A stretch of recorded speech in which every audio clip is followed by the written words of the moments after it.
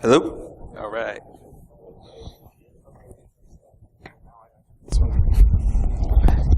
Okay, we're going to get started with our next talk, which is Maximizing Bro Detection with John Althouse.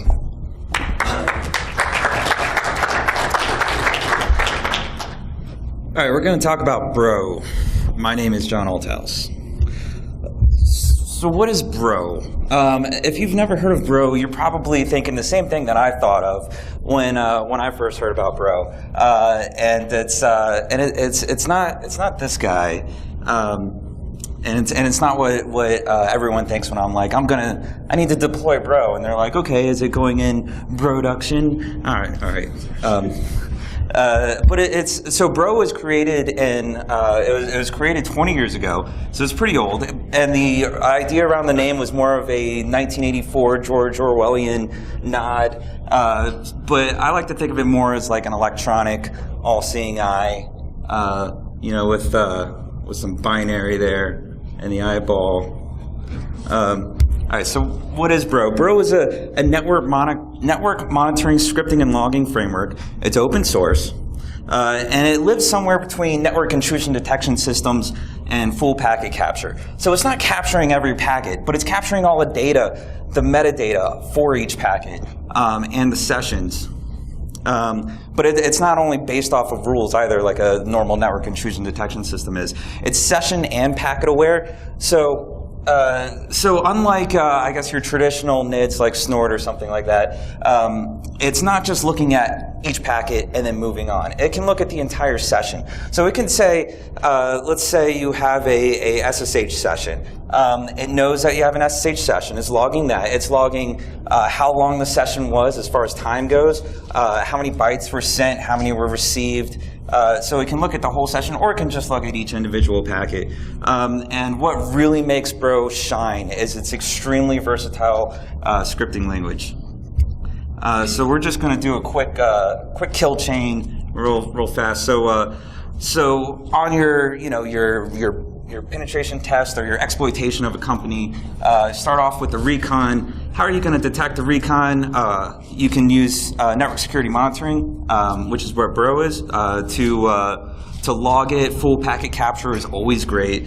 Network intrusion detection systems, only if you have signatures for whatever type of recon they're doing against the edge of your network. But honestly, you don't really want alerts for recon at the edge of your network, because the internet's a dirty place and that happens all day. Or cloud monitoring, like pastebin. So for the exploitation side of things, again, network security monitoring, full PCAP is great. NIDs only if there's a signature. And this is when your host intrusion detection systems really come into play. Your endpoint is great for the exploitation phase.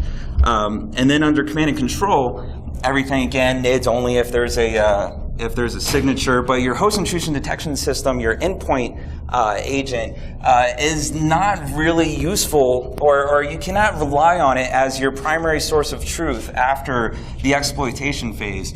And the reason for, like a good example, I was doing an evaluation of an endpoint protection product, and I exploited the system, and then the product was just running.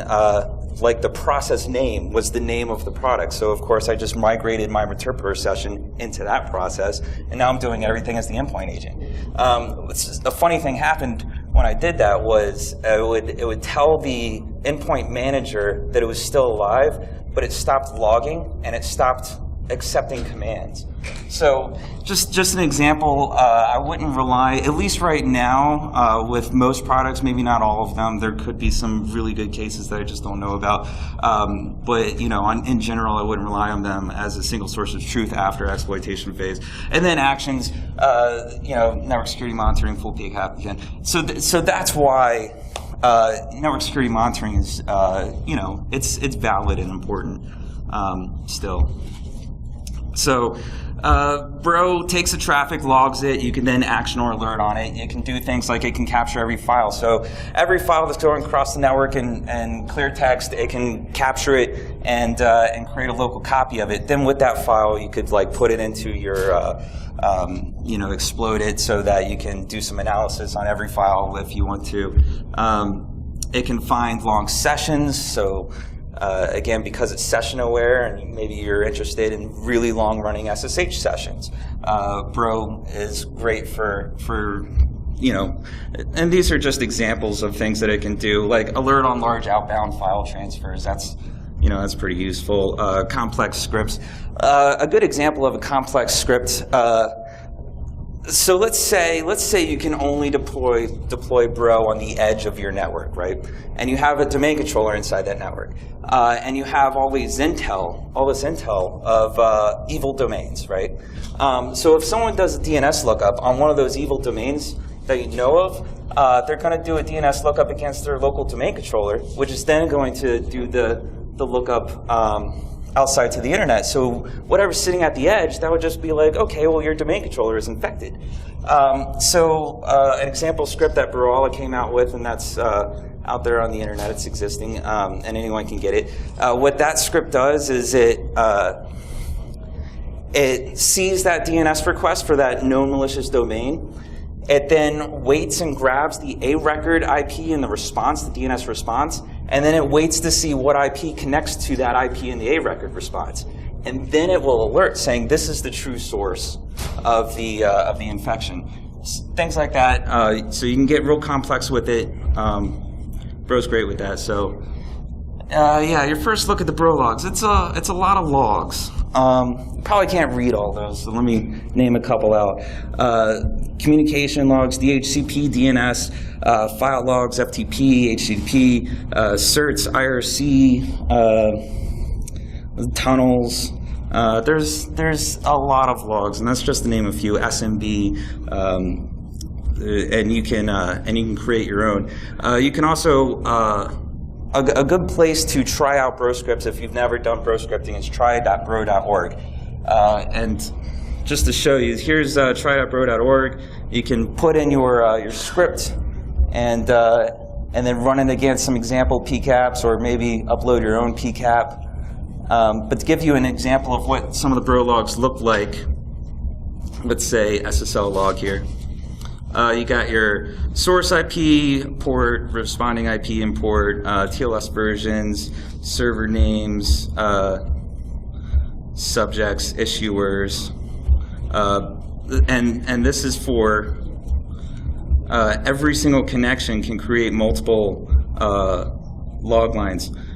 For example, in the files.log, it's hashing every single file that it sees going across the network. So let's say, here we got SSL sessions. So this is probably a certificate that it's hashing. And then over here you got MD5 hash, SHA-1 hash. Every single file that is transferred on the network, Bro will hash it for you. And MD5, SHA-1, SHA-256, or you can add your own. Let's go back to, all right, Bro Intel framework. This is awesome. This is a part where Bro really shines above your traditional network intrusion detection systems. So let's say, let's take Snort again as an example. Traditional Snort. If you were given 10,000 evil domains, what you would do with Snort is you would then make 10,000 signatures, Snort signatures, and that's a little ridiculous, and it doesn't really make sense in a lot of environments. What the Bro Intel framework is it looks literally like this. It's just a list of intel. For example, here's a domain, so you'll just put your evil domain, and then say the indicator type is Intel domain, and then you have some details of like where that intel came from, whatnot. IP addresses, file hashes, file names, certificate serials, and so it's really easy to just add intel to Bro very quickly on the fly. So you might be thinking, okay, great, yeah, NSM, network security monitoring. But aren't most like sophisticated attacks, aren't they over SSL? What can you monitor on the edge? If it's encrypted. So let's do that. All right, so SSL certs. Remember that threat actors are human. And so they're generally lazy, and they'll take the shortest path first. And they have pride in their work. I mean, we all do. We're all humans, right? This is what your threat actor looks like. And threat actors generally use, when it comes to SSL, when they're doing an exploit over SSL, or they're using SSL for their command and control channel, they'll generally use either the same cert all the time, unlikely, but or the same cert generation tool or algorithm, especially if they wrote that tool or algorithm. Or they'll have some pool of certs that they've created that they think look really good, and they'll just use that pool of certs that they've generated. Either way, all of this is good intel to share because we can detect on all of that. So adding some of these SSL parts to the Bro Intel framework, some things that could be useful, you could add the cert subjects to the Bro Intel framework. Maybe your threat actor is always using the same subject or the same style subject.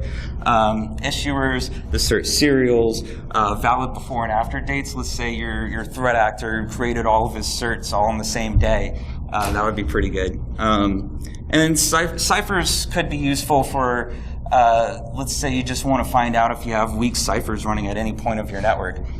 You could add that to the Intel framework. And then, of course, the SSL cert hash is already being hashed by Intel file hash, so you can already detect, without making any modifications, all cert hashes.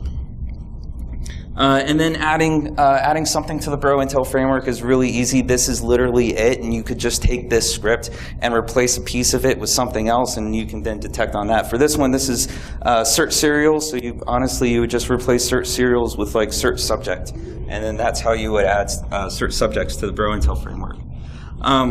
So, for an example, Metasploit SSL certs. Metasploit by default, whenever you do something over Metasploit and you're asking for it to go over SSL, it will automatically generate a brand new cert every time you do it. This is great, so it's never the same cert twice. So that would be really hard to add to your Intel list. So let's detect that. So what does the Metasploit randomly generated cert look like in Bro? So the certificate issuer here, it might be hard to see. The CN equals hrzvox.gov. That's probably not a government domain. You got the O field with a lot of random text. The L field, that's supposed to be your city. That doesn't look like a city. The state is Wisconsin, and the country code is US. So how does Metasploit come up with these randomly generated certs? Well, if you look at the code, country code is always going to be US. The state is some random states. Looks like the location, the city field is random alpha 10 to 30 characters. Same with the O field, and the CN field is a random host name.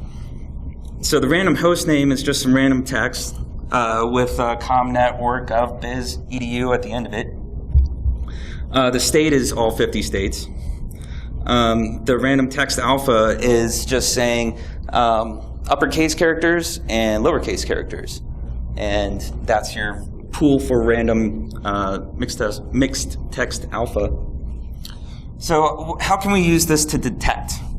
So the country code is always US. That's good. That's going to make it easy to narrow down. The state is all 50 states, so that's not a good indicator. But the location field and the O field is random text alpha, 10 to 30 characters, and that's interesting because that's not what cities look like. City names. All right, so again, this is what the cert looks like. Obviously, you look at it with your naked eye, you know this is not a legit cert.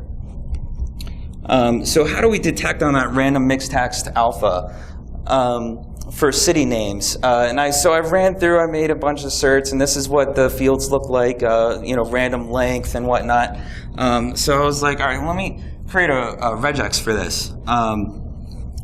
And so I wrote this really long regex, like complicated thing, and then I finally had an epiphany, and I just did this, and it works great. What this is just It's a lowercase character followed by 2 uppercase characters. And remember, the location field, that's the city. What U.S. cities start with a lowercase character and end with 2 uppercase characters or more? And the only thing that I could think of was Washington, D.C., if you don't do a space. So I thought this was going to false positive all over the place, and it didn't. After you filter out, I think we had like 5 false positives, and about a 40,000 unknown environment, we were getting about 1 false positive every 2 weeks to a month. That's pretty good. And the code looks like this. Is really hard for you guys to see, but I'm releasing all this code later, so you can check it out then. And then the alert's going to look like this, where we have the source IP, responding IP, the message. I'm saying, Metasploit SSL, there's a random issuer, US city, and it's pretty obvious when you look at the cert details there.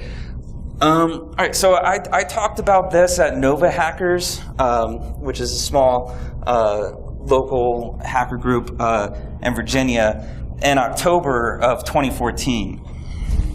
Thought it was pretty cool. I was just sharing it with my buddies in my local hackerspace. It's run by Mubix. So then in November of 2014, HD Moore goes ahead and makes a change to how Metasploit was randomly generated HTTPS certs. So, all right, HD, let's go for round 2. All right. So what HD did is he made a change that emulates the auto-generated snake oil cert from Ubuntu 14.04. And then he made some updates. So they're going with 2048-bit RSA, SHA-256. So he's trying to make his SSL sessions with Metasploit a little bit more secure. So that's nice. So this is what the new code looks like.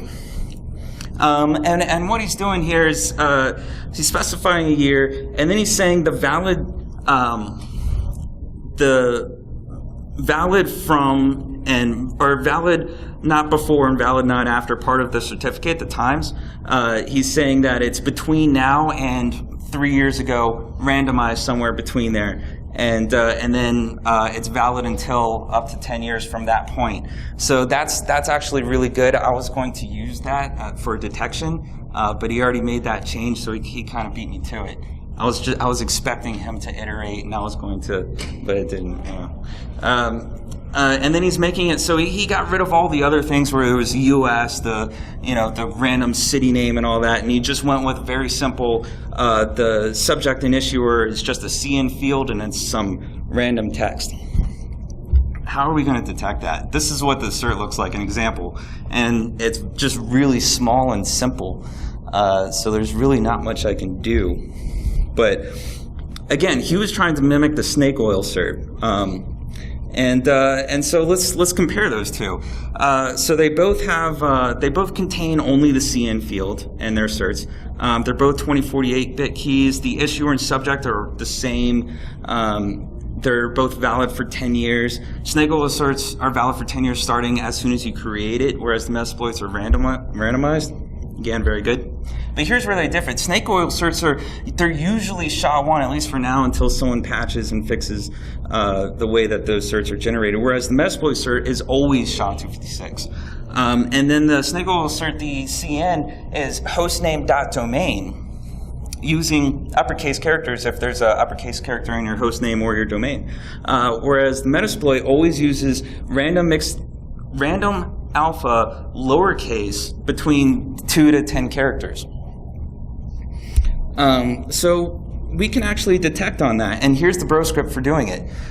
Basically, all I'm saying is if the cert is not originating from inside my network, if it has a subject and issuer, if the subject and issuer are the same, and if the subject is not on my false positive list, and this way you can tune out, simple things like localhost, the obvious ones. And deploying this, really had like 10 false positives, and after that they kind of went away.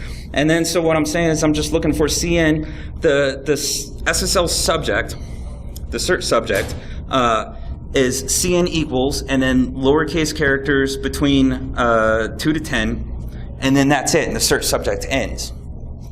And the cert cipher is SHA-256. So after filtering out about, like I said, 10 false positives, this is really firing a false positive about once every 2 weeks, and that's pretty good. And again, whenever I run a Metasploit over SSL, it detects it every single time. So that was the Metasploit. So let's move on to something a little bit more complicated, something a little bit harder. Reverse SSH Shells. And I got to give credit to W on this one. It was his epiphany that made it happen. So reverse SSH shells, you might see a lot of people talking about them, or maybe you've had pen tests done in your company. They're pretty popular because it's SSH, right? So how does that work? So an exploit script runs on a host inside of your network, and what it's going to run is something like this. So run this SSH command. So it's just binding a port and then SSHing out to, let's say, Amazon AWS. And then on your Amazon C2 server, let's say you're using Amazon for C2 because it's great, you would just SSH to that port that was bound. And then what you're doing, what you now have, is you're sitting at a full console inside your target network. And all the communication is over SSH, and it's encrypted, and it's just going to Amazon, which probably looks pretty normal, especially if you have a lot of developers in your company. So AWS IPs, that's not a good indicator for this. Reverse SSH, the fact that there's reverse SSH communication, that's a good indicator to share if you were to share, some indicators with your secret scroll groups. So let's detect that reverse SSH communication. How are we going to do that? So with every key press and SSH, a packet is sent and received. So for interactive reverse SSH, or for interactive SSHing, let's say you want to do PWD, right? So client sends the server the letter P, and then the server responds, "Hey, I got that P," and then this is when the letter P pops up on your terminal. That's how you know your terminal's not hung, right? You type some characters, and if they don't show up, then you've lost your terminal, right? And then it continues PWD, client to server, back and forth. So for each character that you press, that character is padded, and the SSH client in Linux pads it to 48 bytes, and Mac pads it to 42 bytes. So you press, P, it sends out 48 bytes, client to server, and then the server responds, "I got the P," that's another 48 bytes, back and forth. So on reverse SSH, it's 96 bytes. It's double padded. You have an SSH session over an SSH session. So it's the same thing. It's just double padded. So instead of 48 bytes, it's now 96 bytes. And instead of going from client to server, it's the flow is from server to client, because remember, you're typing on your evil Amazon C2 server. So 96 bytes, cool. That's a good detection mechanism. Let's just look for that all the time. But 96 byte packets in SSH sessions happen all the time. So the only way that we could do this to detect this interactive reverse SSH shell. All right, it's really hard. What was I talking about, bro? Right. So we need to look at each packet individually, one after the other. So you're typing at your command console, right? So it's 96 byte packets going back and forth because the reverse SSH shell. So you need to look at the first packet is 96 bytes. Then the very next packet also has to be 96 bytes. And then you have that at least 3 times over and else quit. That was my first attempt at writing a detection for this. So that doesn't work at all. Forward SSH shells look like that all the time, and that would be if you were to SSH into something and then SSH from that host into something else, and then type like that. That forward SSH shell would have those 96 byte packets going back and forth all the time. So instead, I decided to go, all right. So it's a reverse SSH shell. So the threat actor is on the server side, and he's typing from the server side to the client.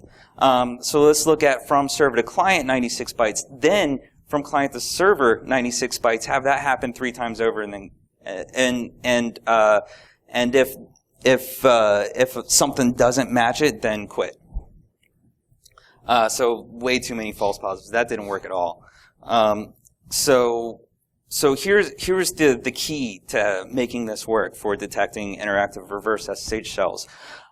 You look for from server to client 96 bytes, so it's initiating the typing.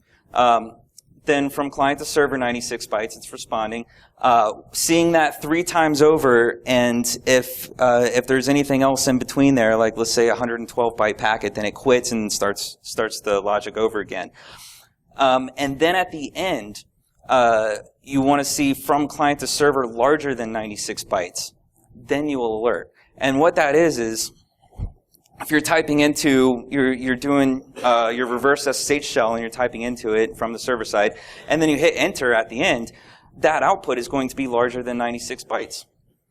So you're detecting on the return. Here's an example of that from server to client. So let's say PWD, and then from the server side you hit enter, and then the client side sends out the details, var, www, path, whatever it is, and that is going to be larger than 96 bytes. This works excellently. Very few false positives. I'm talking, again, maybe once every other week. A lot of true positives, but honestly, in about a 40,000 in-node environment, what you find a lot more of, rather than actual threat actors, is employees trying to bypass security mechanisms. And you guys are probably all thinking, like, I do that to get past our firewall. Yeah, so this is how you can detect that. Some lessons learned with this. Snort-based network intrusion detection systems, they don't have that granular next packet analysis. You can't tell Snort, I want to look for this, and then the very next packet has to look like this. Snort doesn't have a way to do that, but Bro does. And the scripting language that Bro has really gives you that power. And because there's multiple variations of SSH clients, where Mac is like 42-byte pads and Linux is 48-byte pads, I had to write multiple scripts for this, but it really wasn't that many. 4 to 6 scripts is pretty much all you need, depending on what you're running in your environment. And the script literally looks like this. The beginning of it is just looking for an SSH session, and then we're looking for the traffic back and forth individually, and we're just kind of counting. And again, you probably can't see it, but I'm releasing the script. So you can just take a look at it in your own time. All right, so to conclude, the point of this talk was not to burn detection logic, which I totally just did. Someone in here probably works at Rapid7, and Metasploit has already been updated, so don't expect the script to work, after, in 10 minutes. But the point of the talk was to show you what's possible with Bro, and hopefully change your perspective on what can be detected and how. If you can see the evil in packet data, then you can write a Bro script to detect it. That's the whole point of this, really, the takeaway. So I want to give some shout-outs to these guys. Without them, I wouldn't know how anything works. And that's it. The Bro scripts are available there.